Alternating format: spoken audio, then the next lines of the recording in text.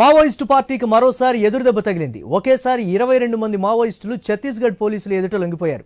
వారిలో 8 మంది మహిళలున్నారు. నారాయణపూర్ జిల్లా ఎస్పీ రబీన్సన్ గడియా సమక్షంలో మావోయిస్టులు లొంగిపోయారు. లొంగిపోయిన వారిలో కుతులు ఏరియా కమిటీ కమాండర్ సూక్లాల్ కూడా ఉన్నారు. పోలీసులు తెలిపారు. ఈ నేపథ్యంలో ఇక లొంగిపోయిన 22 మందిపై 37 లక్షల రూపాయల రివార్డు ఉంది. వీరంతా మావోయిస్టు పార్టీ కుతుల్ అందా ఏరియా కమిటీలకు చెందినవారు. గతంలో పలు విధ్వంసకర ఘటనల్లో ప్రత్యక్షంగా పాల్గొన్నారని పోలీసులు వెల్లడించారు.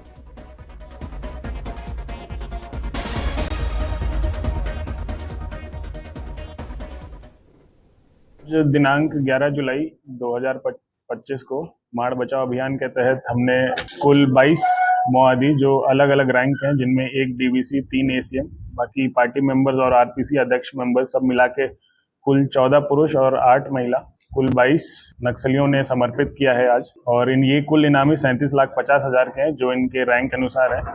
और इसमें सबसे इम्पोर्टेंट डीवीसी हमारा सुखलाल है, जो पुलिस के जितने भी आउटरीच हम लोग कोशिश कर रहे थे सरेंडर के लिए, जो भी हम अभियान चला रहे थे माड़ बचाओ अभियान के तहत, उसमें इसने हमारी संदेश को ये सुना है और फिर ये खुद ही आया है। सर, हमारे पूरे जिले के लिए, नारायणपुर के लिए, जब अच्छे हार्डकोर माओवादी भी सरेंडर करने के लिए इच्छुक हैं और वो बाहर आकर के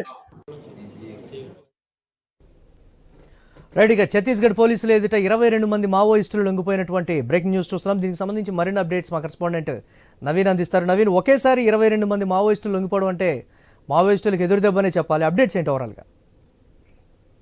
ఎస్ మురళి, ఛత్తీస్గఢ్ రాష్ట్రంలో వరుసగా జరుగుతున్నటువంటి భారీ ఎన్కౌంటర్ల నేపథ్యంలో కింద స్థాయికి సంబంధించిన క్యాడర్ మొత్తం కూడా లొంగుబాటు కార్యక్రమం అయితే కొనసాగుతుంది. దాదాపుగా మనం చూసుకున్నట్టు ఈ మధ్యకాలంలో జరిగినటువంటి భారీ ఎన్కౌంటర్లో మావోయిస్టులకు సంబంధించినటువంటి కేంద్ర కమిటీ కార్యదర్శితో పాటు ఇతర కేంద్ర కమిటీ సభ్యులు కూడా ఎన్కౌంటర్లో మరణించినట్టు పరిస్థితి కాబట్టి ప్రజెంట్ గా మనం చూసుకున్నట్టయితే రోజు ఒకరు ఇద్దరు ముగ్గురు అక్కడక్కడైతే మావోయిస్టులు లొంగిపోతుంటే ఛత్తీస్గఢ్ రాష్ట్రంలో ప్రజెంట్ గా అయితే ఈ రోజు నారాయణపూర్ జిల్లా ఎస్పీ ఎదుటైతే దాదాపు 22 మంది మావోయిస్టులు లొంగిపోయారు. దీంట్లో దాదాపు 14 మంది మహిళా మావోయిస్టులు ఉన్నట్టుగా ఆ నారాయణపూర్ జిల్లా ఎస్పీ అయితే చెప్పినట్టు పరిస్థితి కాబట్టి దాదాపు మనం చూసుకుంటే గత 5-6 నెలల నుంచి జరుగుతున్నటువంటి ఎన్కౌంటర్లు ఎక్కువ కూడా నారాయణపూర్ జిల్లాలో జరిగింది. నారాయణపూర్ జిల్లాలో నేషనల్ అరవీ పార్క్ లో జరిగినటువంటి ఎన్కౌంటర్ లో భారీ ఎత్తున కూడా కేంద్ర కమిటీ నాయకులు అయితే చనిపోయినట్టు పరిస్థితి కాబట్టి అయితే ఈ ఎన్కౌంటర్ నేపథ్యంలో ఇప్పటికే కొన్ని ఏరియా కమిటీలకు సంబంధించి నక్సల్స్ ఎవరైతే ఉన్నారో వాళ్ళైతే లొంగుబాటు కార్యక్రమం అయితే కొనసాగుతుంది. ఇప్పటికే మనం చూసినట్టు ప్రజెంట్ ఈ రోజు మాత్రం 22 మంది మావోయిస్టులు లొంగిపోతున్నట్టుగా ఎస్పీ కూడా ప్రకటించారు. వాళ్ళని కూడా మీడియా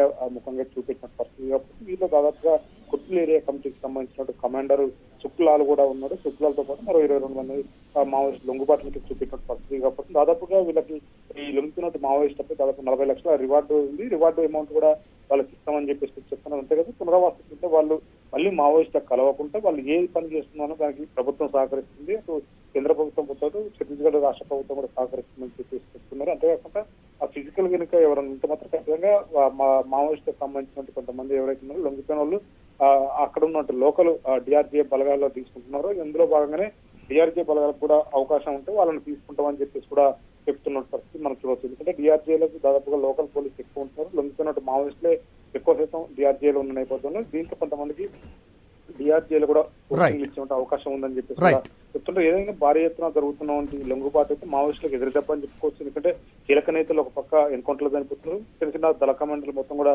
ఏరియాకి సంబంధించిన కమిటీలు కూడా లొంగుబాటు కార్యక్రమం అయితే కొనసాగుతున్న పరిస్థితి ఏర్పడుతుంది. Right, thanks for updates Naveen.